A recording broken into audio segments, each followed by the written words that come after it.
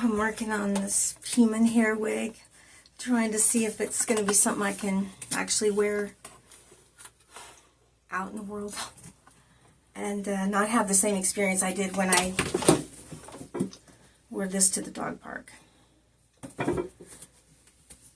I've been thinking while I'm doing this about a lot of feelings I have about these human hair wigs I didn't have before, and just about synthetic wigs overall. And I didn't expect to feel the way I do right now, and have since I've been reviewing these, almost like a Frankenstein, like I'm wearing someone else's hair, like I robbed a grave or something, and I've got somebody else's hair on. Strange sensation.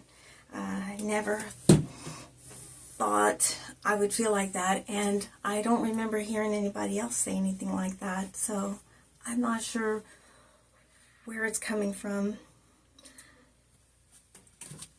I've been really thinking a lot about how I have heard over the years, I have heard that wigs are made for the masses, and I guess it never really dawned on me, made sense in my mind, that everybody's got different face shapes. I mean, we all talk about average and petite conferences and things like that, and what that would be for a wig maker, you would have to really just make it in one way, and we getting them are going to have to do some type of customizing.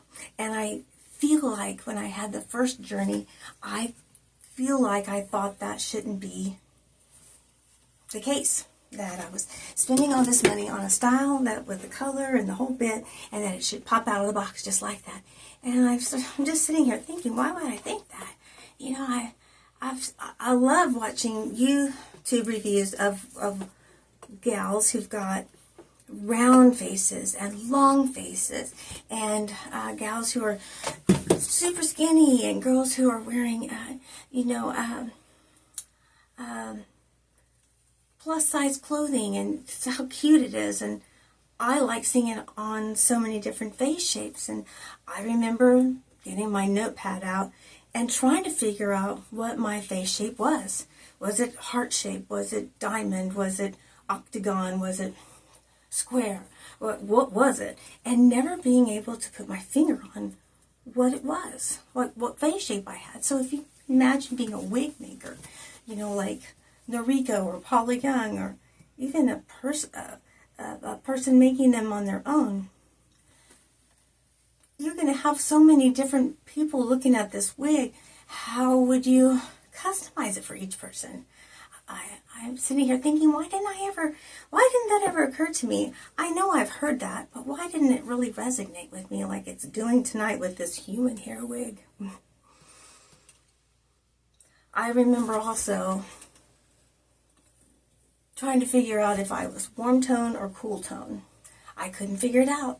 They say if you have blue veins, you're cool tone, or if you have green veins, you're warm tone. And then I don't know what it was if you're neutral. I remember trying to figure out what color my veins were.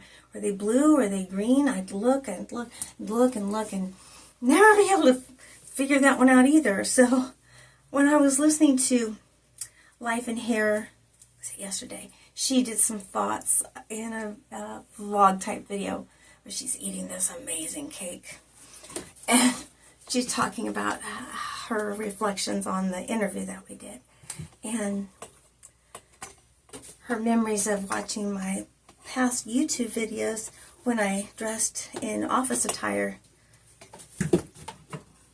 She always liked how that looked. And I think back to one of the last places I worked where we were putting people to work, and one of the classes that one of the gals I worked with was wrapping people in colors. And what it did was it would tell you the best colors to wear for your coloring and stick to that palette. Like if you were a winter or a summer, that may reminds some of you of a time in our lives when that was kind of the thing, and you would have these wrap parties, and you'd have the consultant come to your house and, you know, dress all of your attendees up and tell them what they were. Like, you're a winter, so you wanted to wear these colors and stick with this palette of colors, and or a summer, and so you would want to stay with warmer colors. And I remember being asked to attend that, and this is at the time I had my wig channel, and when Life and Hair was watching me, and the gal Peggy, who was doing it, had been doing it for years, and she wanted to wrap me so bad because she couldn't figure out how I could get away with wearing the colors that I was to work in suits and stuff. It's incredible how she said it just shouldn't work. You shouldn't be able to wear bright oranges. Because I remember I had this really cool, really bright suit, and I just loved it. And you know, when you've got a bright suit, you can't wear it all the time because people think that's all you wear. But I remember loving that one and wearing it on days I really felt special. And she said, it just shouldn't be. You shouldn't be able to. You shouldn't be able to wear all that. But you always just seem to make it work. And in the same way with clothes is one thing, but then you start wearing the colors in your hair with it too. I just remember she said, it just doesn't make sense. That it shouldn't work that way. And she reminded me of that Life and Hair did when she was mentioning that. How she said the blondes always worked and the brunettes always worked and all the colors worked. And I feel like that's like this shape face. I don't know what shape face I have. I could be octagon. It could be heart shape. I don't know. But the wigs are going to come needing a little bit of customization, no matter what you get, human hair or synthetic. You're going to have a little bit of snip or whatever, you know. And I wish I had realized that earlier on. I guess is all I'm wanting to share with you. I just didn't know I was going to feel like I had robbed a grave and I was wearing somebody's hair. It's just a strange feeling. So I wonder if you have ever worn this human hair before. Have you felt like that too?